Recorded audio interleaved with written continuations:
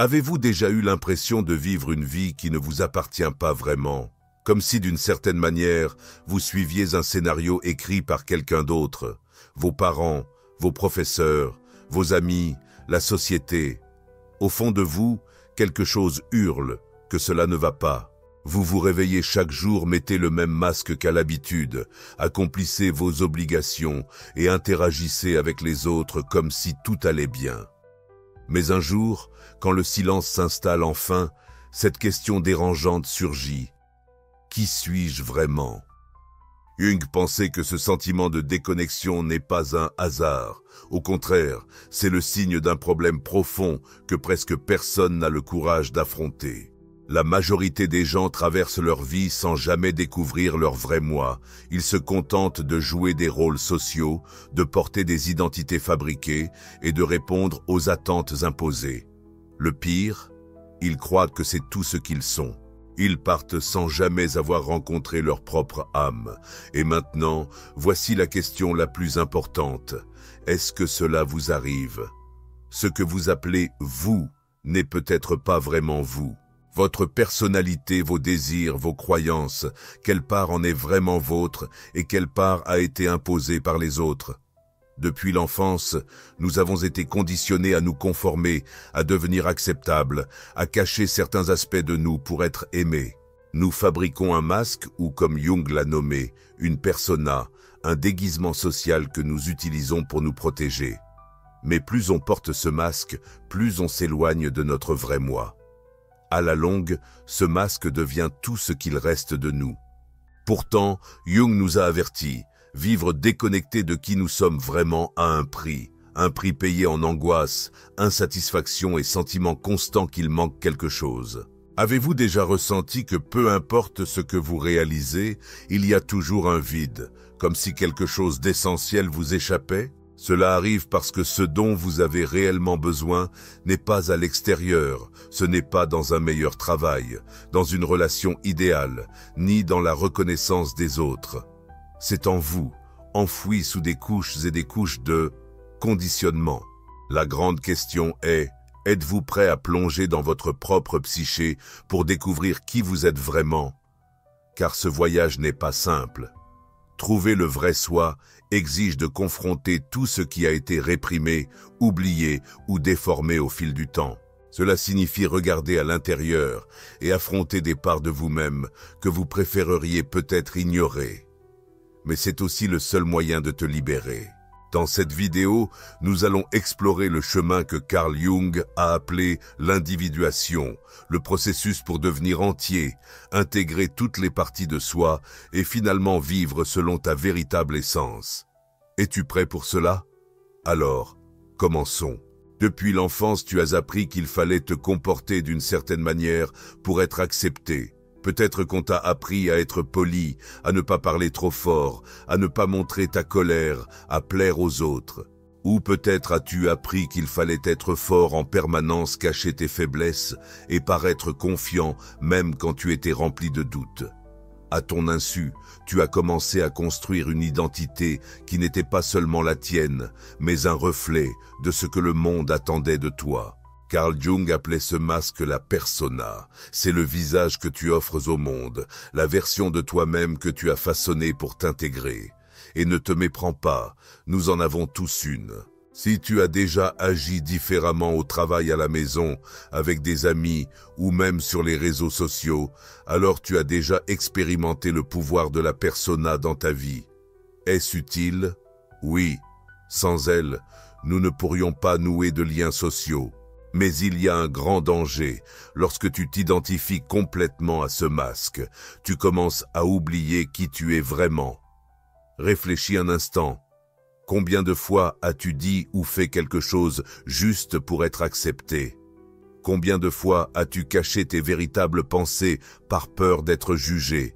Combien de fois t'es-tu surpris à sourire alors qu'à l'intérieur tu voulais crier? Cela arrive parce qu'à un moment donné, la persona a cessé d'être simplement un rôle pour commencer à dominer ton existence. Tu n'es plus un individu authentique, mais un personnage jouant un rôle que tu n'as même pas choisi consciemment.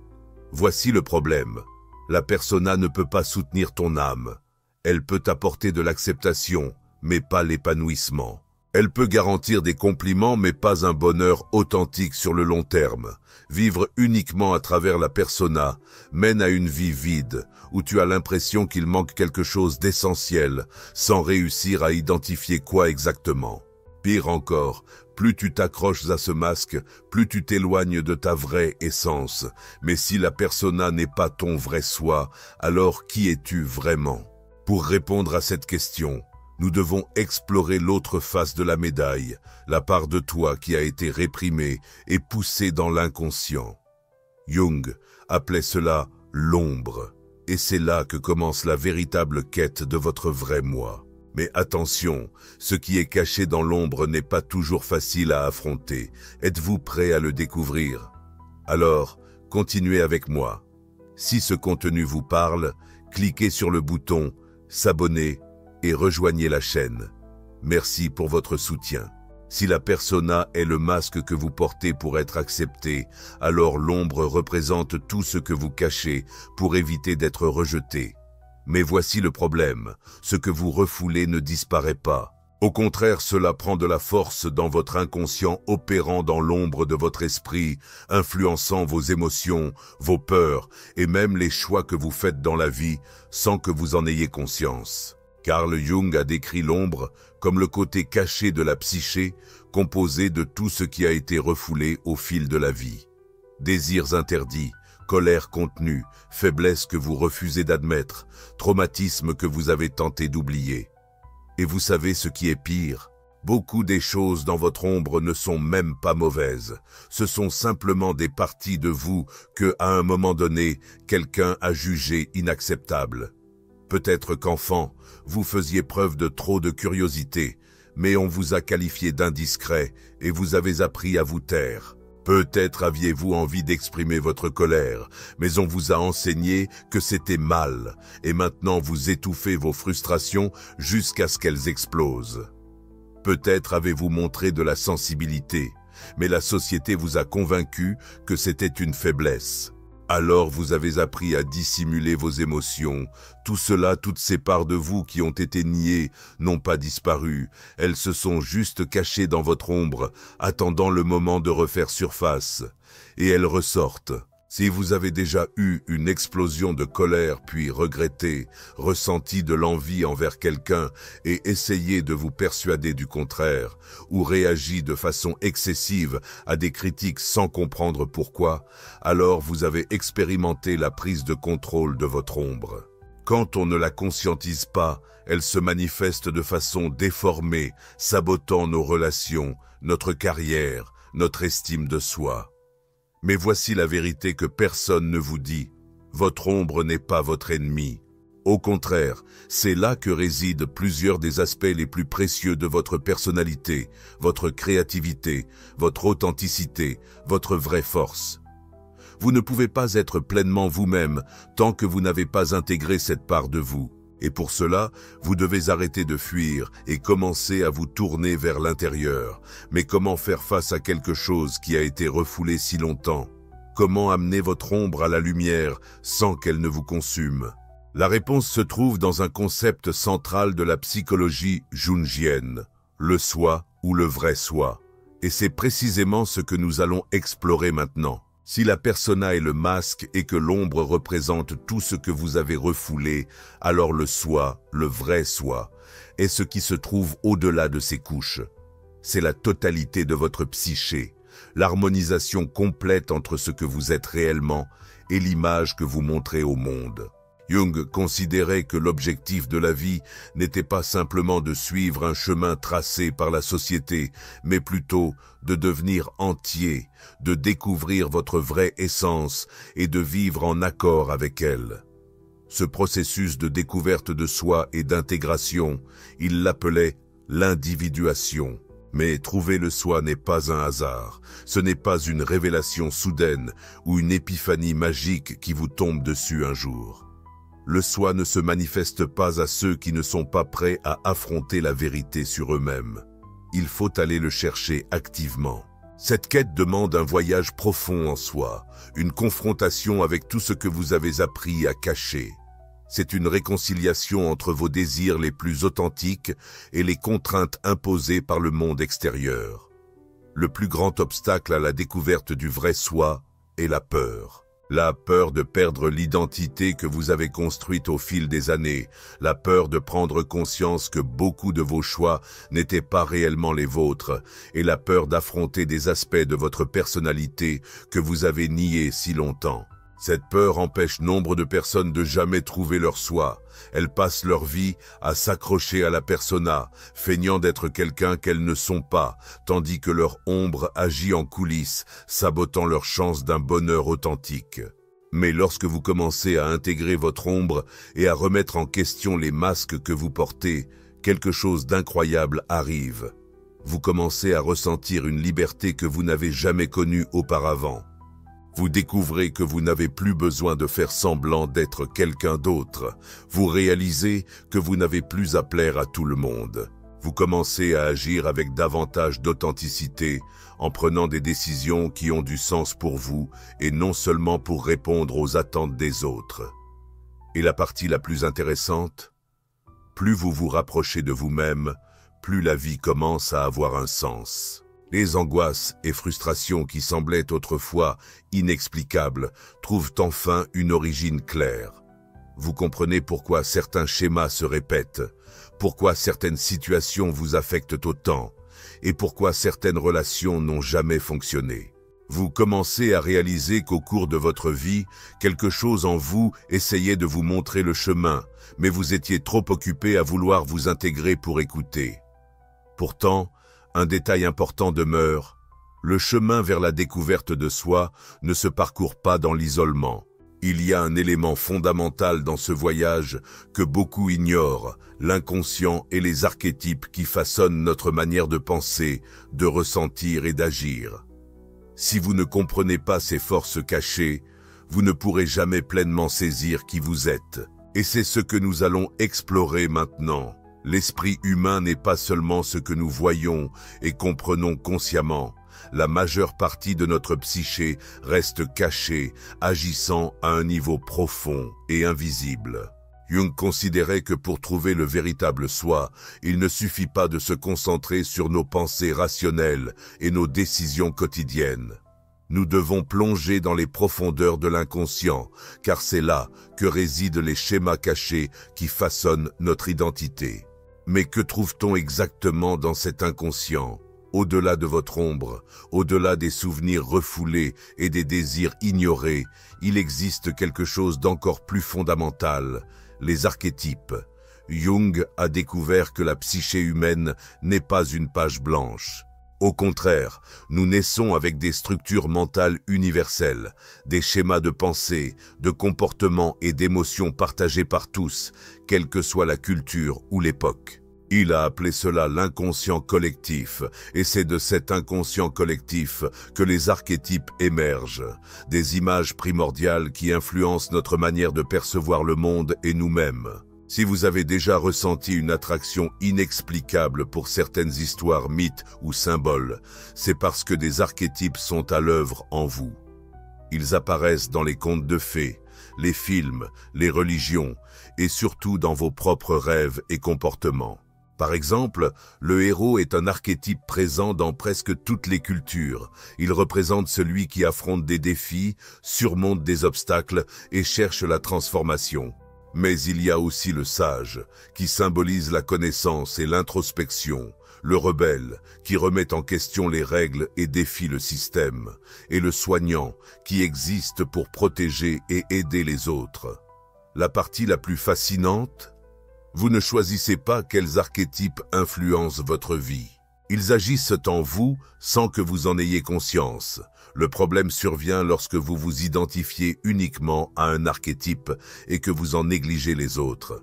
Si vous ne vous voyez que comme le héros, vous risquez de ressentir une pression constante pour toujours être fort, incapable d'accepter vos faiblesses ou vos vulnérabilités.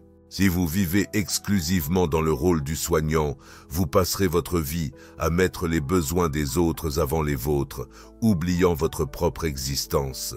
Trouver le moi véritable signifie équilibrer ces archétypes, reconnaître ceux qui dominent votre vie et intégrer ceux qui ont été délaissés. Mais comment ces archétypes se manifestent-ils dans votre vie?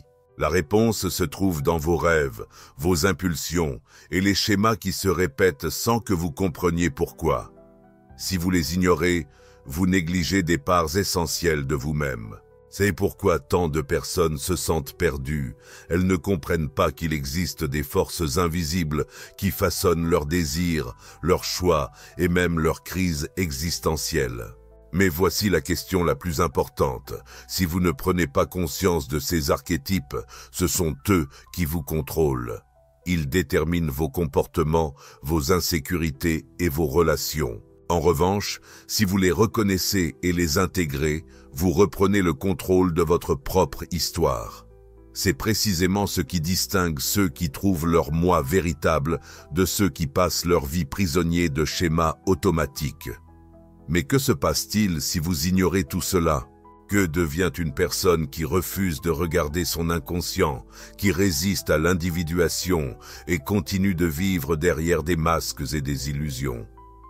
La réponse réside dans la souffrance psychologique qui accompagne ceux qui fuient leur propre être. C'est le danger de la non-individuation que nous allons explorer maintenant. Que se passe-t-il pour quelqu'un qui passe sa vie à fuir lui-même, qui ignore son ombre, vit emprisonné dans une persona et refuse de reconnaître les archétypes qui façonnent son destin?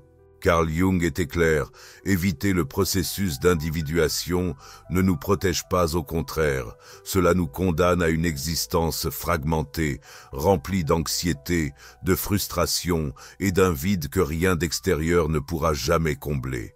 Beaucoup pensent qu'en suivant les règles de la société et en se conformant aux attentes, ils assureront une vie paisible, mais cette tranquillité n'est que superficielle. À un moment donné, quelque chose finit toujours par dérailler. Cela peut se manifester sous la forme d'une crise émotionnelle sans cause apparente. Des sentiments d'insatisfaction, même lorsque tout semble parfait, ou l'apparition de maladies psychosomatiques, montrent que le corps et l'esprit trouvent toujours un moyen de nous alerter lorsque nous nous éloignons trop de notre véritable nature. La non-individuation peut aussi se traduire par des schémas destructeurs. Avez-vous déjà remarqué comment certaines personnes répètent les mêmes erreurs tout au long de leur vie?